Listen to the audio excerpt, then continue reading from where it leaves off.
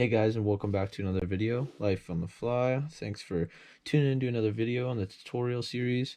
Today we're going to be tying a royal Wulff. It's a dry fly that imitates a wide variety of different insects. Well, I mean flies in particular, like mayflies, caddisflies, all dragonfly, like whatever it is, really. I mean, from what the fish sees underneath, it's something that flies. That's about it. It's a bunch of different imitations. Now for this one, I don't have any calf tail, so I won't be using calf tail or any sort of a craft fur. I'm going to be using normal coastal deer hair as the little, what's it called, the little white thing on the top.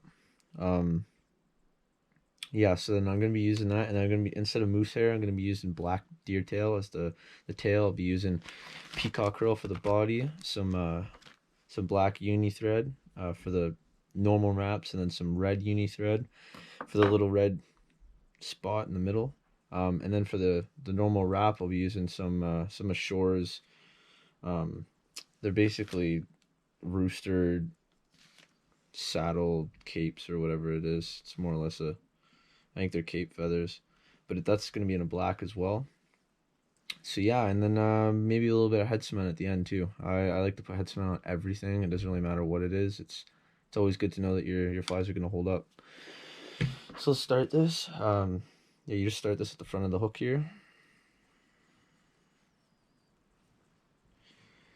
I'm not much of a dry fly fisher. Oh yeah, by the way, so about a quarter way, you're gonna leave room for the head, but I'm not much of a dry fly fisher. Honestly, I like fishing nymphs and streamers. I'm only about a year into the whole fly fishing thing, and I'm learning new things every single day.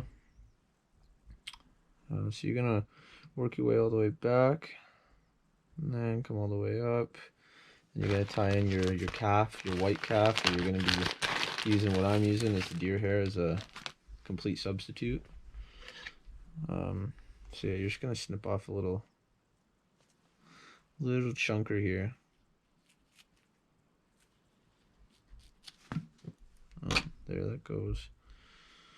So yeah, just a little chunk, something like that.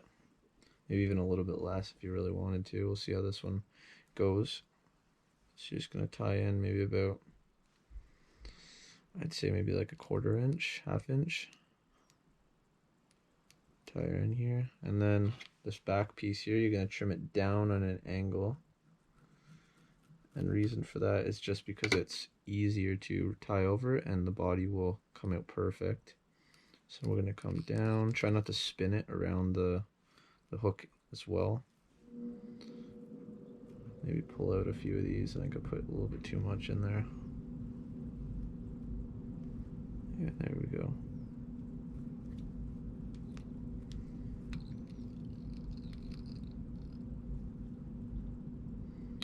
Oh crap.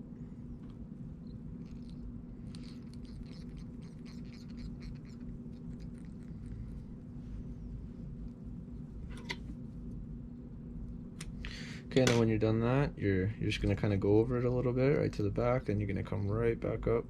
You're gonna lift up that little piece there, and you're gonna just kind of build up a little bit of thread on this side so it makes it stand up, just like that. You guys can see that.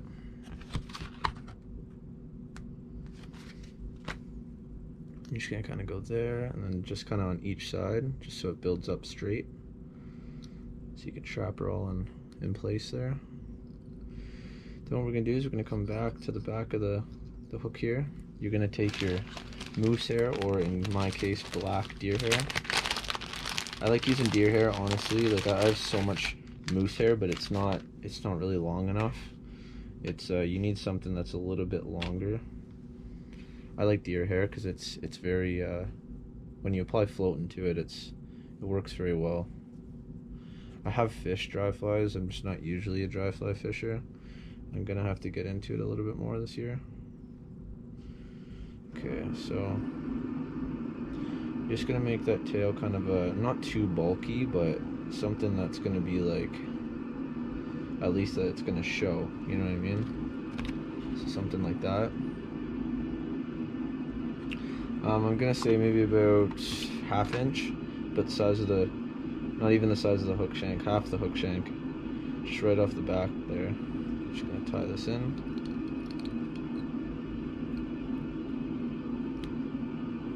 And go underneath it so it stands it up a little bit, keeps it straight. Snip off the excess right where that little downslope from the white calf hair, the white deer hair goes, so you got a nice smooth body here, and it's all a good level.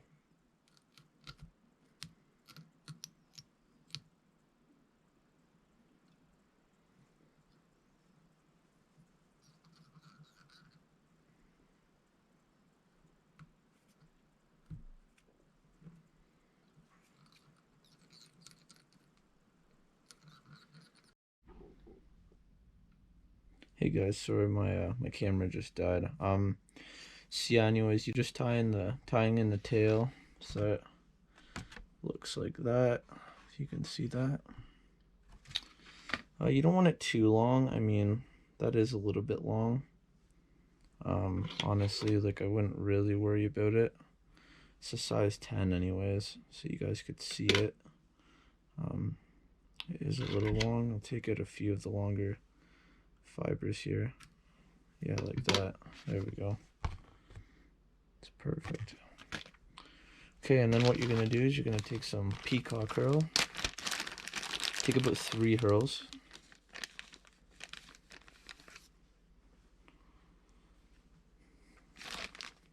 Take about 3 of them, and then what we're gonna do is we're gonna tie them, not really tie them together, but we're gonna twist them together into one big strand.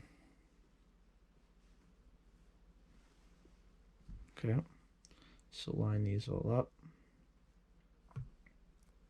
Take out the white pieces here. Usually just snap them. And then some of the tips as well, because they get, I don't really like how brittle they get. They get pretty bad. So you're just going to take all 3 of them. You're going to tie them in from the base side first, the stronger part. Just tie them right in. Lock them in place good. Come right back, and then bring your thread all the way forward just before the big parachute. Then what you're going to do is you're going to take these and you're just going to twist them so that they form one big strand. Then you're going to wrap it up towards the parachute.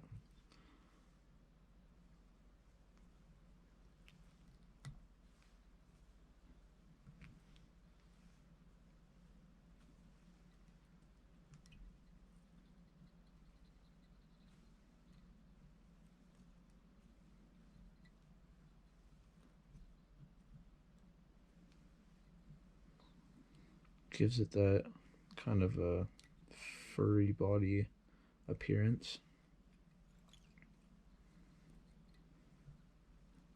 Then once you reach the parachute, you're then just going to lock her in place here. Take out the excess, just like so. Do a couple wraps over that. Then what we're going to do next is we're going to get the what do you call it, the cape or the saddle, whatever. I like the nice fine fibers for this, of course. That's usually what you use for the dry flies. I try to get the smallest one. You don't want one, I mean, too big. I mean, I've made them a little bit too bushy in it. I mean, hey, it's not bad, but I mean, might as well follow what the original recipe is. I mean, again, I don't have any calf tail or anything, so I've kind of come to the substitute of using deer tail, and it works so well. Deer tail on flies is just amazing. Okay, so now I'm using black for this. I matched the tail. You can use orange. You can use orange hackle. You can, with an orange tail. You can do red, and you can make the parachute out of like a red calf tail or whatever. Like different colors. Like it's cool to make your own variations, and I have fun doing that. So I mean, hey, feel free to use whatever colors. For this, I'm trying to get as original as I can. Okay, so then what you're gonna do is you're just gonna take this hackle here, and you're gonna tie it in on the back side of the parachute.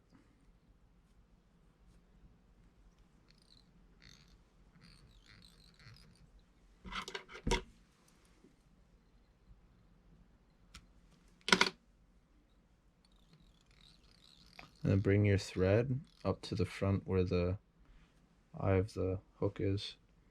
Push your parachute ahead. Then you're just gonna wrap on the back side of the parachute here. Oh, this is a little bit long, so it's gonna be a bit bushy. I don't have any fine capes right now.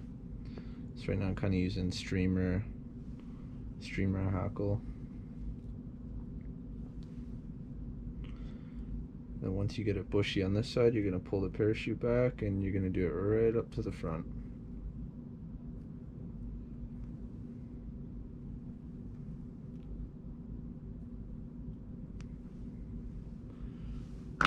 Should get Hackle pliers for this. This always slips, and then the whole thing will unravel, and that's just a pain.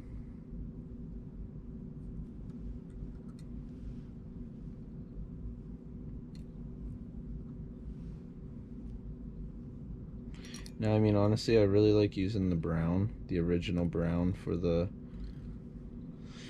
actual real recipe. It really suits it with the white. The black, again, you can do your own variation, whatever works. I don't really think it matters. Usually top water, it's all about the silhouette, right? As long as it looks like an actual fly, then they'll come up. Okay. Oh yeah, then you're gonna lock it off right at the front. Exactly like that. My lighting here isn't really the best. There we go. I think that should be a little bit better. Jeez. It's a little bit tough to get a good light here.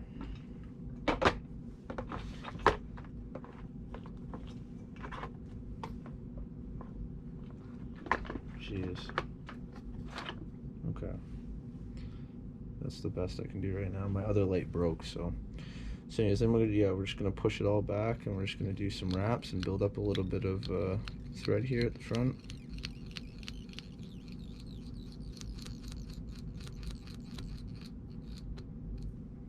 Just as a little bit of a head. You don't want to go too much over the hackle, because then it'll push it back a little bit too much. Okay, and then you're just gonna tie it off. And then what we're gonna do is we're gonna switch to the red thread.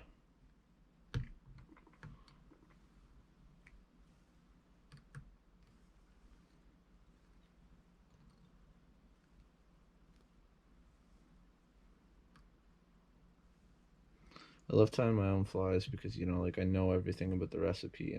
For instance, I put head cement on all my flies just because, like, I mean, and honestly, like, yeah, when I started fly fishing, I started fly tying before I started fly fishing, so, I was so motivated to just go and catch a fish on my own fly that I've made, so I haven't really bought a lot of flies, but, I have, the flies that I have bought, I've noticed that not a lot of them have head cement on them, so they fall apart after every few casts, so it's always good to have your own stuff, make them yourself, everything about it. And after a few strikes, you'll start to see it falling apart, and that's not fun, because then you'll run out of flies real quick. Okay, so we get our red thread here. This is a 6/0 uni. We're gonna push our stuff a little bit, push the hackles forward. I'm just gonna get right back there.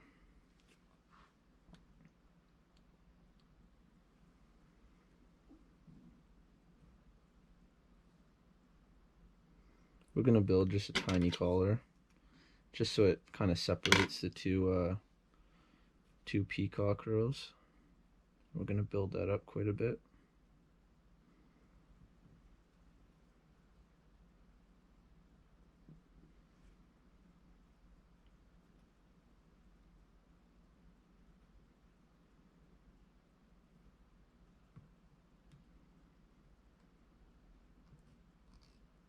I don't know why these peacock rows are a little bit darker than usual. I'm not quite sure why, but then we're just going to tie it off once we got our collar here, and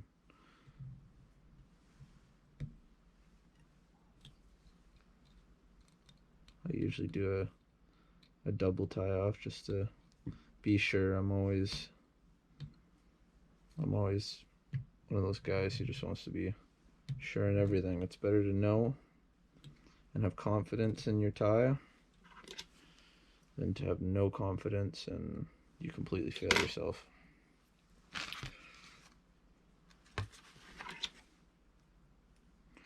You can just make some adjustments like so, do some cuts if you need to, do whatever you need to, add some head cement.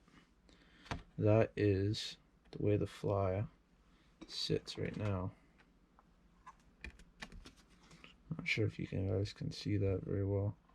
But yeah, that's thanks guys for tuning in. Thanks for tuning in to another video, and I'm gonna be posting some videos on how to do some different knots and all that sort of stuff. I mean, it's winter where I am right now. A lot of the rivers are frozen up, so I mean, the ice is still a little bit thin, so I can't even go out for ice fishing or anything. So it's kind of just sitting at the bench right now. That's why I'm doing this series, the tutorial. Once the spring comes, you know, I'm going to be doing a lot of camping, kayaking, all different kinds of fishing, pike fishing too, how to dress pike flies. I make a lot of different nymphs. Got a whole nymph box here, Euro nymphs. I'm going to be getting into some Euro nymph videos this year. Different squirmy wormies, stone flies, and you know, I mean, drop a like, drop a comment, subscribe, tell me what you guys want to see. If you guys are into the pike flies, you know, I tie pike flies too. I haven't really gotten into pike fish or anything, but you know, I tie these flies as well. And if you guys want to know how to tie these flies, these are double hooked articulate pike flies, and they're a real hoot to dress as well. So I mean, drop a comment what you guys want to see, and I'll tie whatever. I know how to tie everything, so it's just the way it is. Thanks guys for tuning in to another video, and I'll catch you next time. Tie on.